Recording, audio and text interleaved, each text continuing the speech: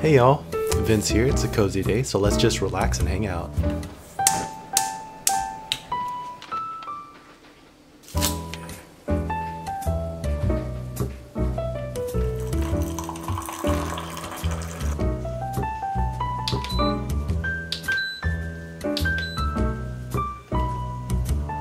Thanks so much for your patience. I've had a lot going on with school and just life in general, so I really appreciate your kind words and just your support in general.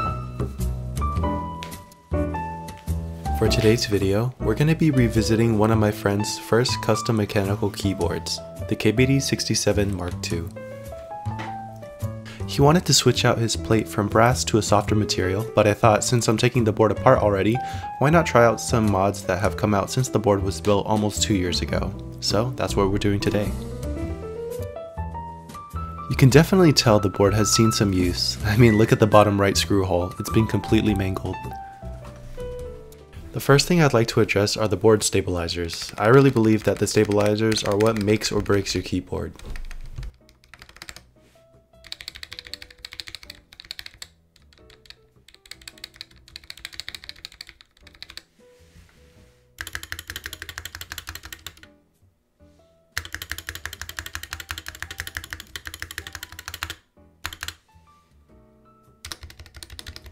Yeah, as you can probably hear, they're a bit rattly and ticky. Let's have a quick sound test to set our baseline.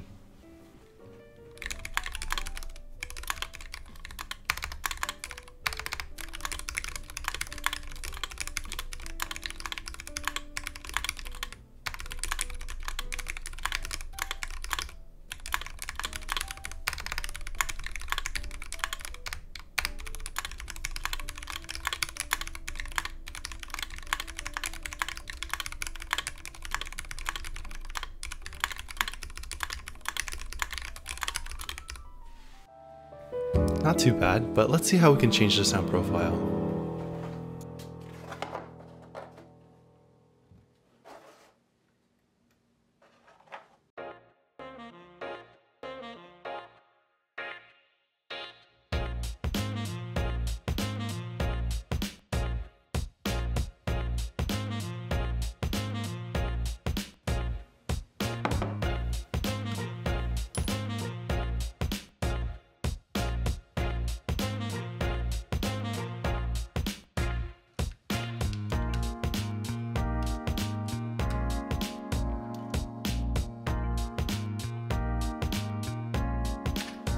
Let's remove the screws securing the plate and standoffs together.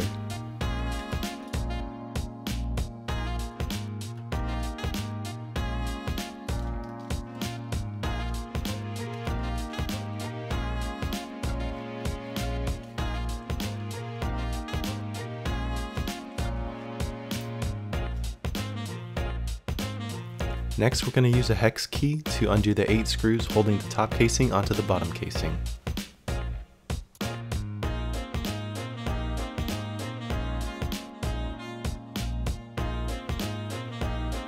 Then we're going to use another hex key to undo another set of screws securing the plate to the top casing.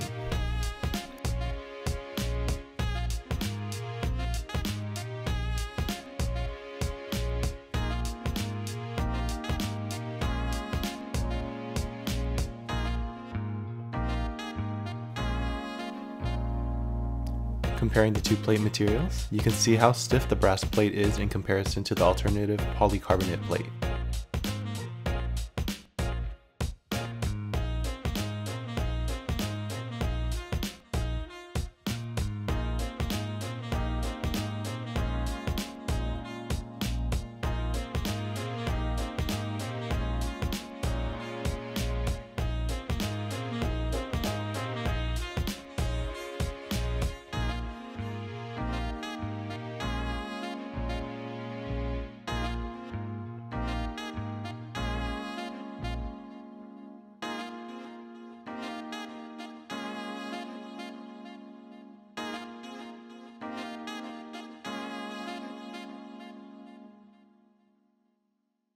Now I'm just making sure that when I tap on the plate, there's no weird ticking noises coming from the plate making contact with the top casing.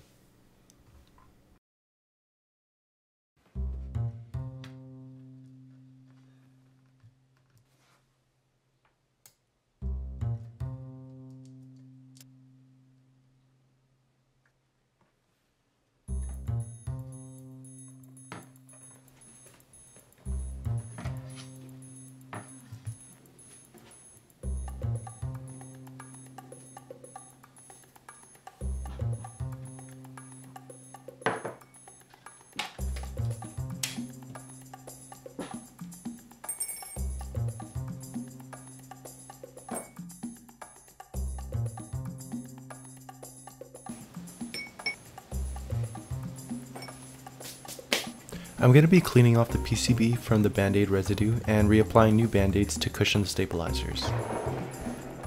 These are some of the nastiest stabilizers I've ever seen. I'm gonna have to go boil my hands after this. Now I just snap off the wires from the stabilizer housing and wipe off the gunk.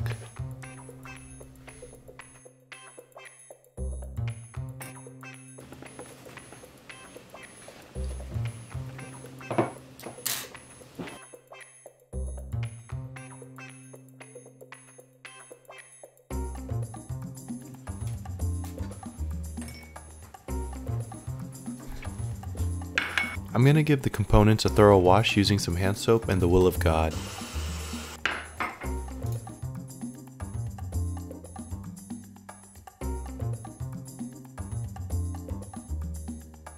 After the initial rinse, I'm using a new unused toothbrush to get any large pieces of residue off of the components.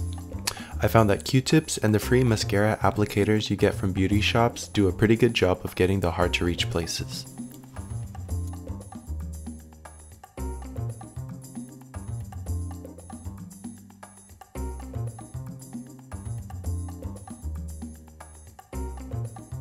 Now after all the components are clean, I'm going to be implementing the Holy Mod.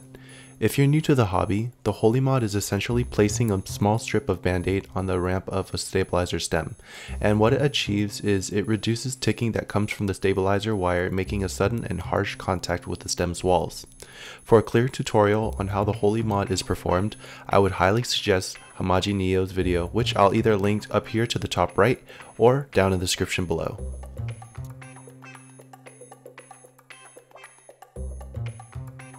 To lube the stabilizers, I'm just going to use some Krytox 205G0 because it's a thicker lube and that's going to help reduce the ticking. A quick disclaimer I would like to make is that the Holy Mod will make your stabilized keys feel quite mushy for some time.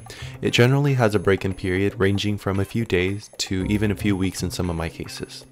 My stance on the Holy Mod is that even though it is a great tool to have as a backup plan if all else fails, I would highly suggest going through the steps to make sure your wire is fully balanced and that all other methods of stabilizer modding have been explored before resorting to this method.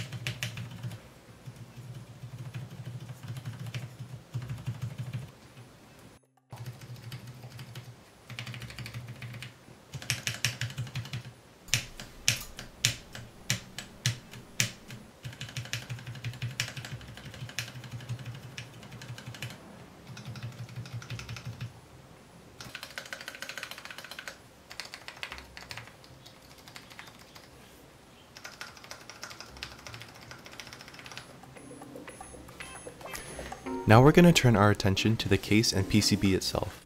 If you remember earlier in the video, when taking apart the board, there was a piece of what I think was packing foam underneath the PCB. I'm going to implement that same idea, but just replace the piece of foam with a nicer piece that I have extra from my Space 65 Cyber Voyager. And as you can see, it sits just perfectly. I just had to trim off the little extra corner piece. And now for one of the more controversial mods that have come to light in the recent months, the PE foam mod. For those new to the hobby, the PE foam mod came from the pursuit of the Jelly Epoch's iconic marbly sound signature, or even the new Mr. Suit TKL sound signature. The reason that it has been so controversial is that for the most part, when applied to almost any board, it closely resembles the Jelly Epoch, which allows people to attain that marbly sound signature without paying the insane aftermarket prices to get their hands on one of those boards. I believe that some people dislike this mod because it makes almost every board nowadays sound relatively similar, and it takes away some of the originality from some of those boards. While I can sympathize with this notion, I personally enjoy implementing this mod because I think it gives the board a very nice and pop-y sound signature that I like currently, but who knows, maybe in the future I'll enjoy a different sound signature, we'll just have to see.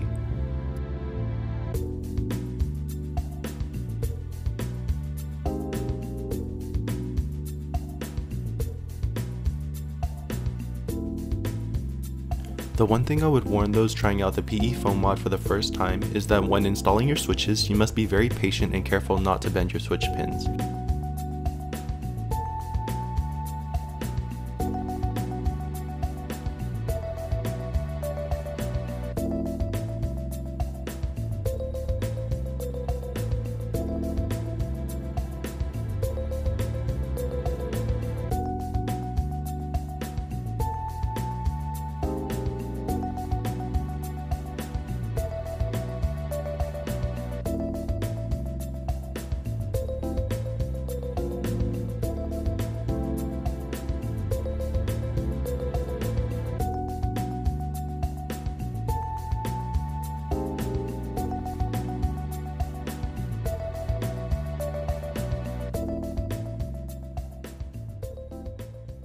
And with that, we're basically done. Let's see how we've changed the board.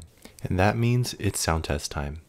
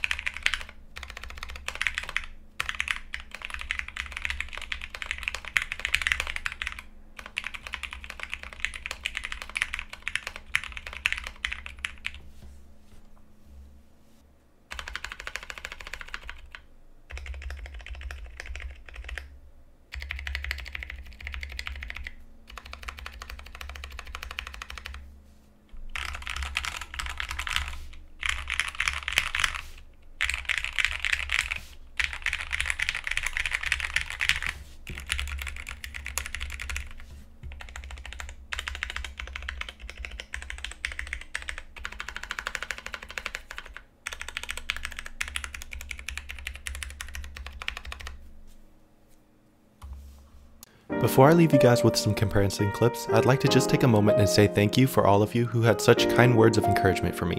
It really makes what I'm doing feel worth it. If you enjoyed the video, please consider dropping a like in the comments section and hitting that subscribe button. Alright guys, till next time.